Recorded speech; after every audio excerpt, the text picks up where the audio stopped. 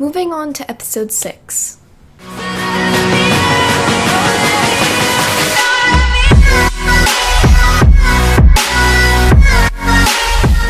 So at this time, I was having a lot of trouble with friends and losing people, and then making new friends and losing those, and it was just a really big mess at this time, and I was having trouble writing Griffin's diary, and I just had lost so much people. And so this saying in the first scene, always hold on to the ones that you care for the most, cherish them, love them, and show them that you care about them, and always remember to never take anyone for granted, was something that really spoke to me. I wish I had cherished some people more than I did, and I wish that I showed them that I cared for them and that I loved them. I wish I never took them for granted. Basically, I relate so much to this, and I wanted other people to get this message and put it in their mind and keep it with them. It meant a lot to me, and I related so much to it, and so can Griffin. It was just something that I had to put in my series. Like, I wanted people to cherish others and not take them for granted. It's something that always happens, that I always see, is people taking other people for granted, and it's just unbelievable, and I hope that you don't take people for granted. Thankfully, that was the only thing that I did relate to in episode 6. Moving on to episode 7. Griffin is talking about how love isn't something that, you go out and you look for. It'll come to you, and when it does, ready or not, it's gonna happen to you, and it's gonna be the best thing that's ever happened. That was just kind of like a quote that I really liked, and I wanted people to, hear that and actually, relate to it and understand it. Because a lot of people close to me at this time were having relationship problems, including myself. I was as well. I really wanted others to feel that hope, that faith, that there are other fish in the sea. And right now, to me, that warms my heart, because we all have something, and I have something going on, and hearing this again, it warms my heart to know that, someone out there will find me, and they're gonna be the best thing that's ever happened to me. They're gonna look at me like I'm the one that they've been waiting for, and how much that they're going to love me. And I know that there's someone out there who will see me like that.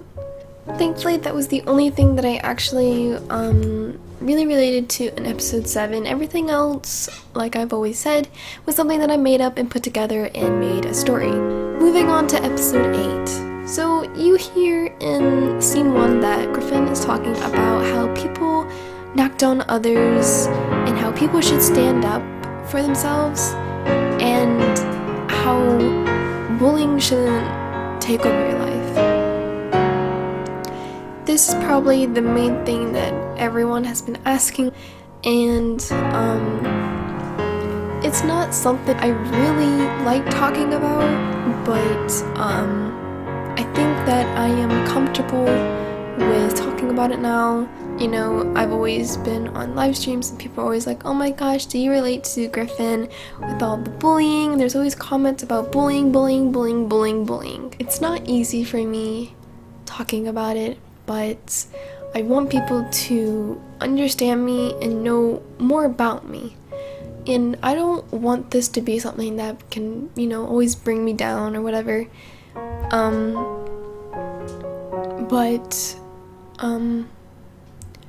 You see that Griffin is physically hurt and bullied. Mine wasn't physical. It was actually emotionally, mentally. I was actually cyberbullied when I was probably around the ages of 14 to 16. I was always on the internet playing games, and there was this one game that I loved, and I met so many wonderful people on it to this day that I even met in person. This game had this guide team where they would help you. They would help users who didn't know things about the game, and I was selected to be a guide I think it was about 6 months after being a guide. A lot of bullying happened. I think I was 14. There was this one user who really got to me. I'm not gonna say any names, but they told me that, that I was nothing, that my parents never loved me or anything like that, which was really weird because at that time my parents were kind of like fighting, but I know that they loved each other, and I wasn't really close to my family at that time. I'd always be in my room and I wouldn't really speak to them, and I was just having trouble with my family at that time of the age. It was just something that kept going on, and I wanted him or her to be banned from the game, and I kept telling the managers, he's cyberbullying me and he keeps doing it, and I keep telling him to stop, blah blah blah, and they weren't doing anything about it. He or she kept saying like, you're worthless, or that your videos aren't like good enough. The one thing that did tell me to do was to go and kill myself. That threw me off the edge. Everything else was something that I coped with. I had my friends to help me, but this one thing really got to me and I just stopped. I was like, I can't do it anymore. So thankfully he or she was banned. But that's just a little bit of how my whole cyberbullying went on. But that's just something how I can relate with Griffin, of how she's bullied and how I was cyberbullied. Thankfully that was all that I related to in episode 8. Moving on to episode 9. It talks about how you shouldn't push people away, and how, how do we expect them to come back to us if all we do is hurt them? This is something I really related to because I've pushed so many people away, and I realized how stupid I was. It was stupid of me to do. To this day, I still realize that I'm pushing people away, and I shouldn't. I really thought this quote would, help some other people and how they could relate to it as well. I knew that others had this situation. I've seen it. I've talked to my fans about this, and it's just something I really wanted people to understand, and how they shouldn't do it. Pushing people away is just, it's not something you should do. So, I actually do relate a little bit in this episode, talking about how people push others away. I was probably around the age of 15 or 16 when this happened. I had a best friend. She was probably one of the best friends that I've ever had in my entire life, and I think I've known her probably 6 years at that time. I don't really remember all what happened. We used to talk about almost every single day, and then I got other friends and she got kind of jealous about that. And well, we were all pretty much friends at the time. There was probably about 6 of us, I think. We were all close to each other and stuff. It's something I really do regret. I started not talking to her for some reason. She had her other friends too as well, and I was kind of jealous of that, but I knew that I had other friends too, so it was not something I could really be jealous about.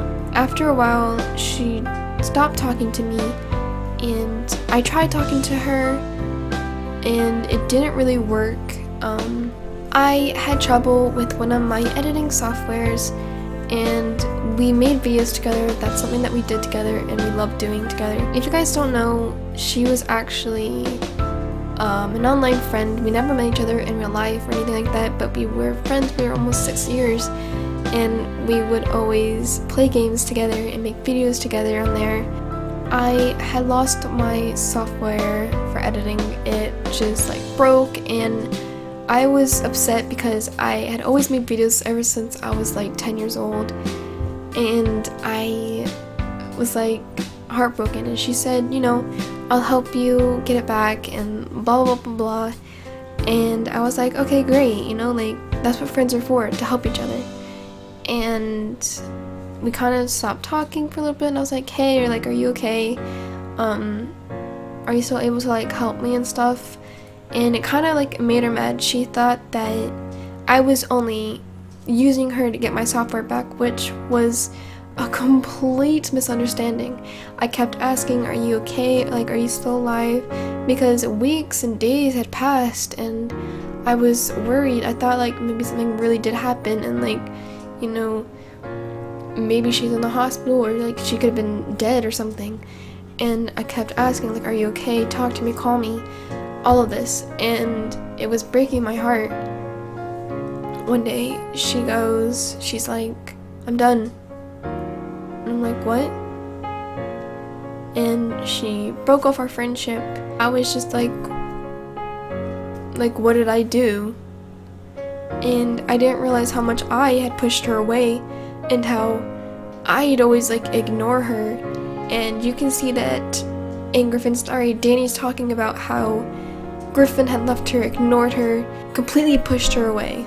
Well, my friend was kind of like Danny, but my friend wouldn't bully me or anything like that. But she was talking about how she felt so alone, and how she felt so pushed, and how I would just use her, and that we weren't really like friends anymore. How much like she like hated me. It hurt, and I was just like, can we fix this? Like maybe we can do something about it. And she was just like, no, like I'm done.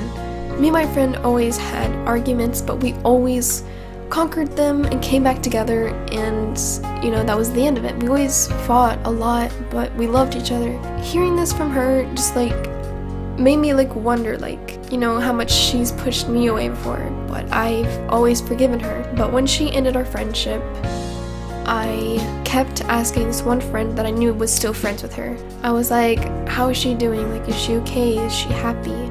I kept asking for about 9 months, I think. I would ask her about once a month. I would ask, how's she doing? Is she okay? Is she happy? And she'd be like, yeah, she's okay. Yeah, she's happy. Yeah, she's doing better. Blah, blah, blah, blah. And I'm like, okay. After 9 months of me trying to be friends with her again, I've emailed her, I've sent Skype messages, text messages, everything. She would never reply. After 9 months of trying, I was just like, I can't do this anymore. I can't. If I keep holding on to her, it's just going to hurt a lot more. After that, it was really hard for me to trust people again, and I did have other friends. I had to take a break from everyone, because she was like the core, like the middle of me. Losing a friend like that hurt a lot. It's been about a year or two now, and it's still kind of hard for me to talk about, but it's really something that I want people to understand. Like, hold on to friends who are there for you. Don't push them away. Don't make them feel ignored or alone. That's just something that I have to remind myself.